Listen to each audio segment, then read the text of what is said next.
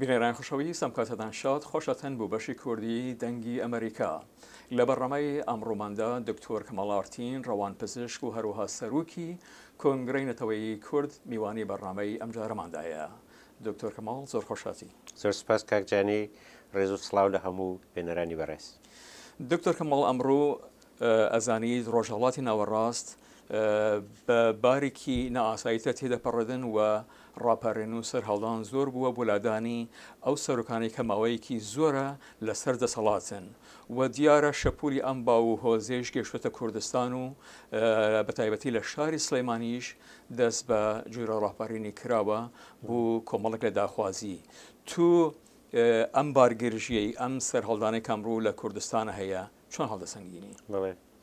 بەر لە هەموو شتێمە خەوی من بووە کە ڕۆژهەڵاتی ناوەڕاست هەر سێ ڕۆژە ڕاپەڕێوکە بە ئاشتی بتوانێت ئەو حکوومەتە نەبگۆڕێ. بەڕاستی زۆر جێگەی شانازیە کە گەلی عەرەب هەڵساوە و دژ بە دیکتاتۆرەکانی خۆی ڕاوەستاوە و داوای دیموکراسی و عەداڵەتی ئیجتیماعی و ئازادی دەکات. لە هەمان کاتە بەڕێی من کوردستانی باشوور بە 16 ساڵی ڕابردوو تا ڕادەیە لە هەموو وڵاتەکانی ڕۆژهەڵاتی ناوەڕاست ئازادتر بووە و ئەسەن قابلی مقایسە نییە. ڕشتێکی زۆر باشی کردووە، گەڵند گەندەنکاری زۆری تێدایە، ناڵم گەندەنکاری نییە، بەڵام لە هەینی کاتیشە لە گەندەڵکاری ئەو وڵاتەکانی ڕۆژهەڵاتی ناوەڕاست زۆر باشتر بووە. خەڵک بە ئینتخابات بە ئێلەکشن نوێنەرەکانی خۆیان هەڵبژاردووە، وایە ئەوانەی کە دەسەڵاتدارن، ئەوانەی کە پێشمەرگە بوون قبلەن ئێستا قودرەتیان بەدەستەوەیە، بەڵام لە هەمان کاتە هەڵبژاردننی گەل بووە و حکوومەتێکی سکولارە و حکوومەتێکی دموکراتیکە و ئۆپۆزیشنیشی تێدا هەیە، وەکو ئەوە وڵاتەکانی دیکە نییە کە بەز یەک بیر و باوەڕی خاص حکوومەتی هەیە. لە کاتێکە کە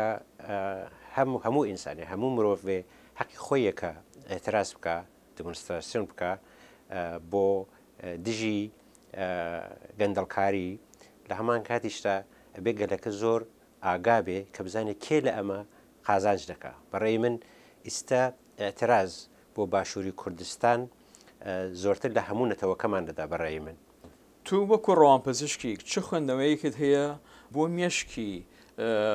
هاوڵاتیگی کورد، مردمی کوردستان کەمڕوو و ڕاپەڕیوان؟ بەڵێ، ڕاپەڕین نیشانەی ئەوەیە کە خەڵک ناڕازیە، زۆر شتێکی بەسیتە.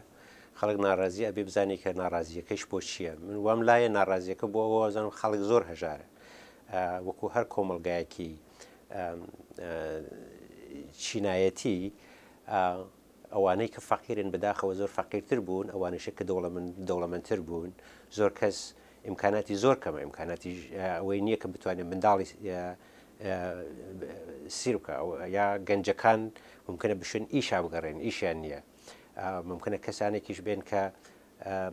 زوڵمیان لێچووە، وەکو ڤیکتمی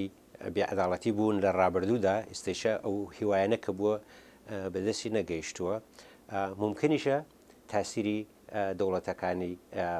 هاوسێمان بێ، وەکو ئێران و تورکیە و سووریا، کە ئەو گۆڕانکارەیە قەرارە لە ئەو وڵاتانە بکرێ بیخەنە سەر ئەو وڵاتی کە گۆڕانکاریەکی کراوەتە خراپتریشی بکەن. بە هەر حاڵ یەک فاکتۆر نییە بڵێ بە یەک شتە، هەموو شتێکە، چون ممکنە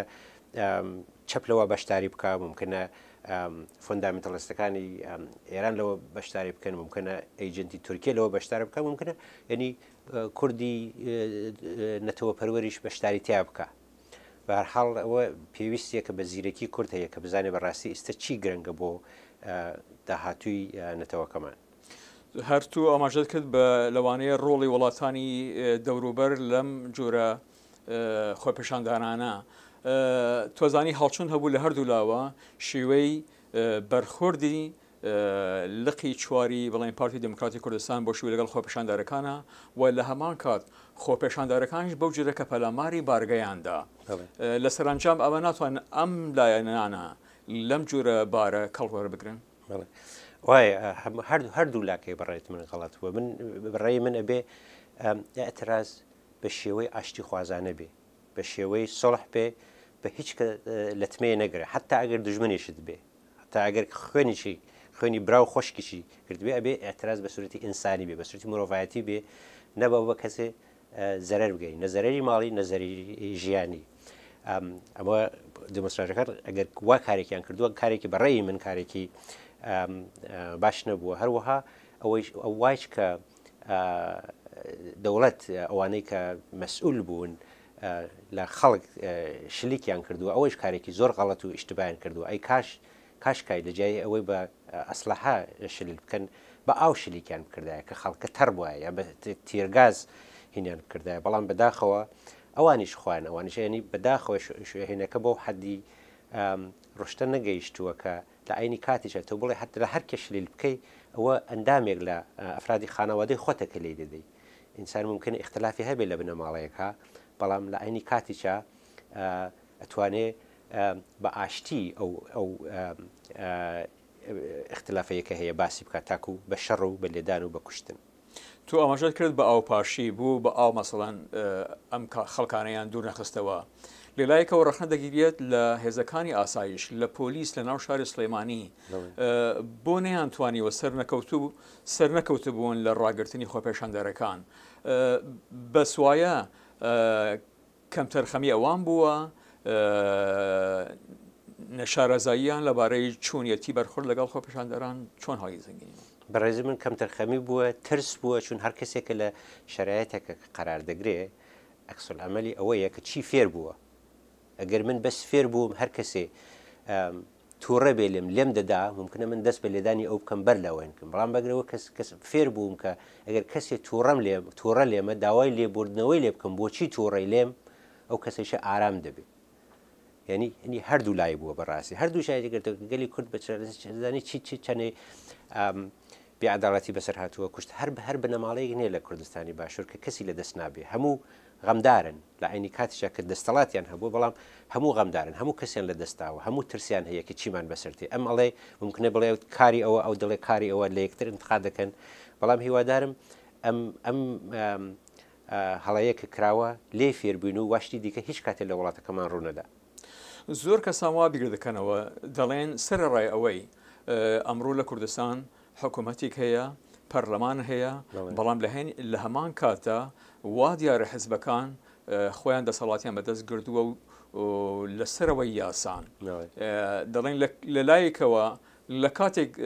لە جیاتی ئەوەی بێن حکوومەت بە حیزبەکان هەوڵی لاوازکردنەوەی دەدەن نە بەداخەوە هەر بووە لە ڕابردووە هەروە بووە هەر ڕێکخراوەی هەیە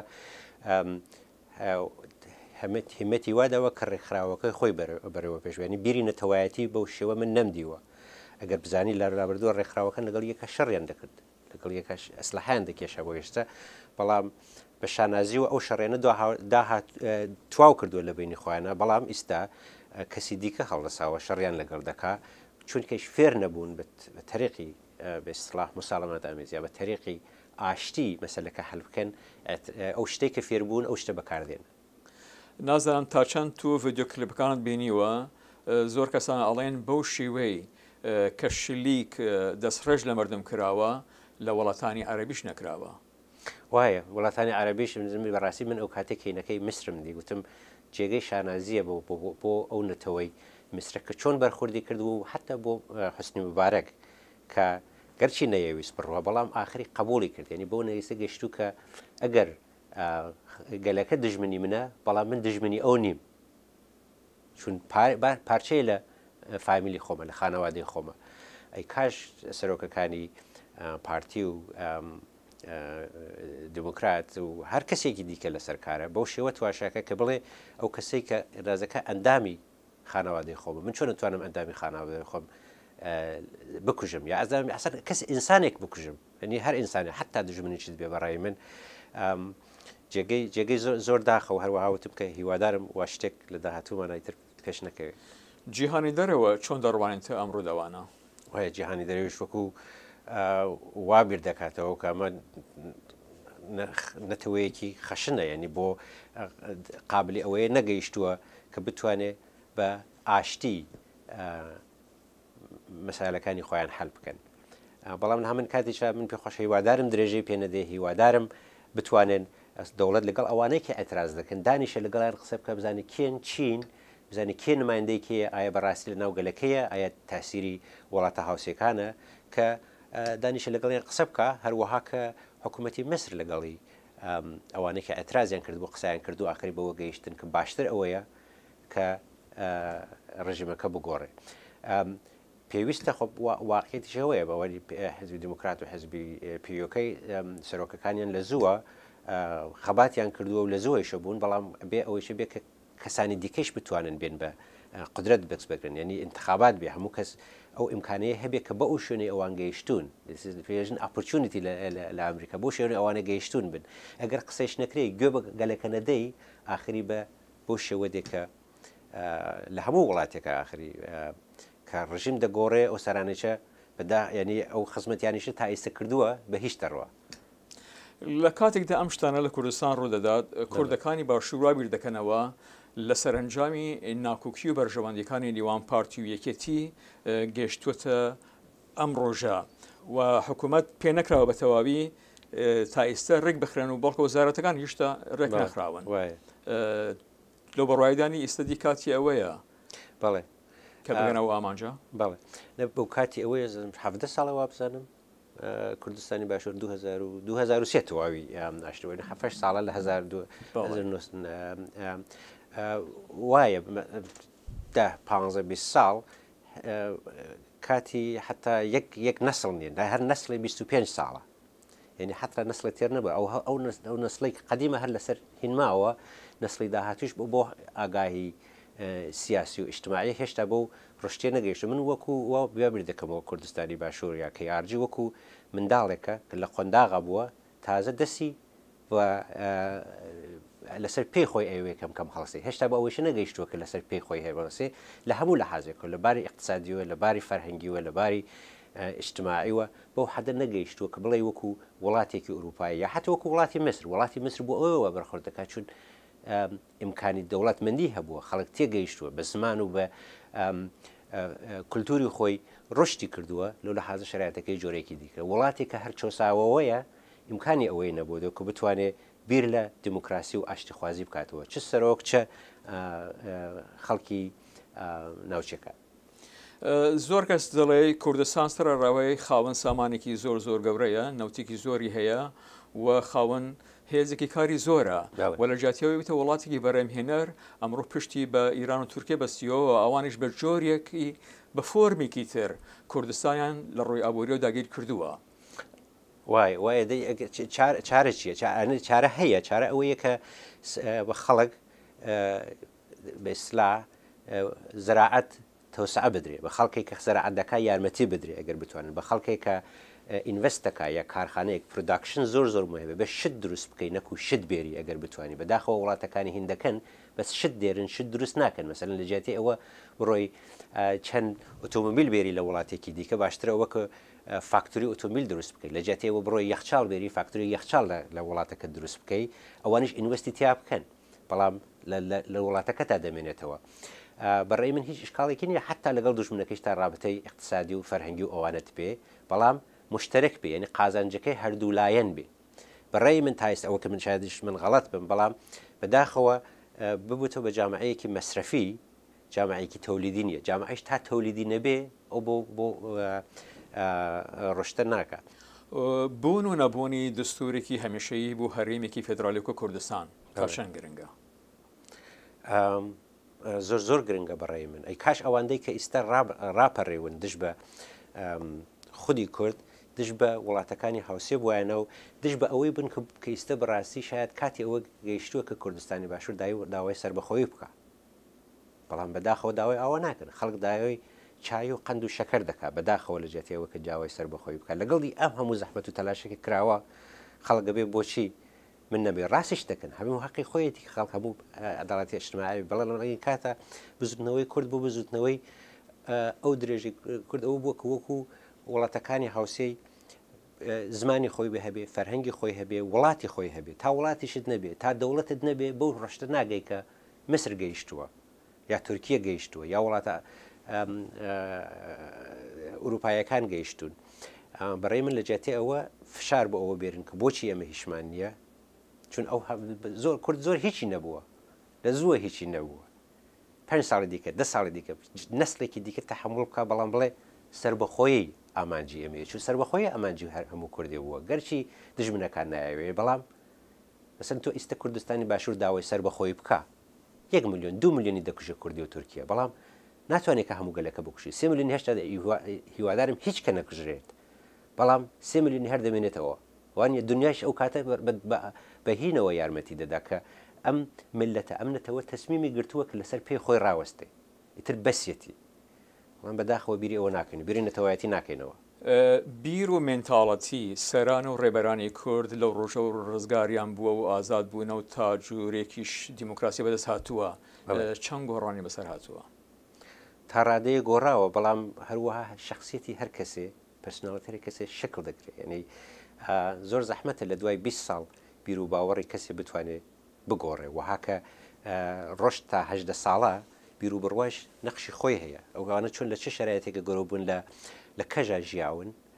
ڕایان کردووە هەموو کاتی لە مەترسیا بوون ئێستش ئەو مەترسیە هەر لە ژیانیانە تاسیری هەیە لە خۆیان ئەگەر شتێک خەتەر ببینن لە خۆیان دفاعکەن تا ئاخرین قەترە حتا دکتۆرەکان دیکتاتۆرەکانیش بۆچی سەدام ئەوەندە لە خۆی ئەویش خۆی ویکتمی کەسێکی دیکە بووە ئەوە هەیە بەداخەوە بەڵام لە عینی کاتە من ئەبینم مەسەلەن نەسڵی تازە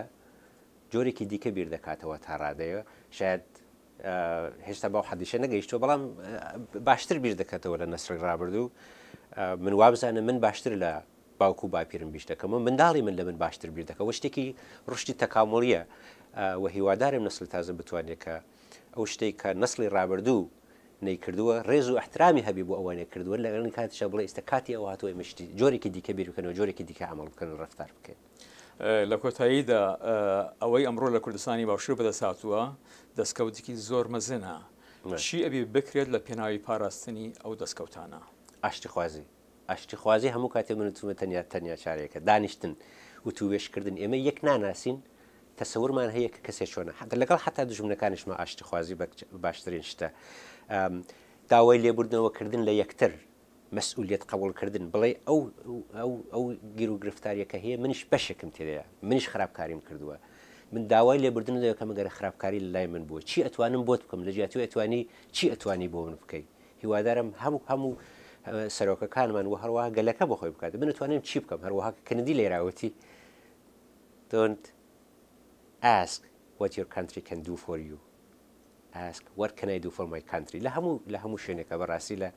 ئەگەر ئینسان بتوانێت من ئەتوانم چیم لە دەستێکە خزمەتی تۆ بکەم ئەو کەسێکە دەڵێ ئەی بە قوربانی چاوت بم چی لە دەستی من تێ خزمەتی تۆ بکەم ئەگەر ئەو بیر و بڕوانە بێ ئاوامان لێت ئەوە هیوادارم وای لێ بێ هیوادارم نەسڵی داهاتوو وا بیر بکاتەوە دەستیشی پێکردووە کە وا بیر بکاتەوە دکتۆر کەماڵ ئارتین سەرۆکی کۆنگرێتەوەی کورد لە ئەمریکا زۆر سپاس بێژیت بینەرانی خۆشەویست ئەوە بوو چاوپێکەوتنی ئەم جارەمان و تا چاوپێکەوتنی تر هەر شاد و سەرفراز بن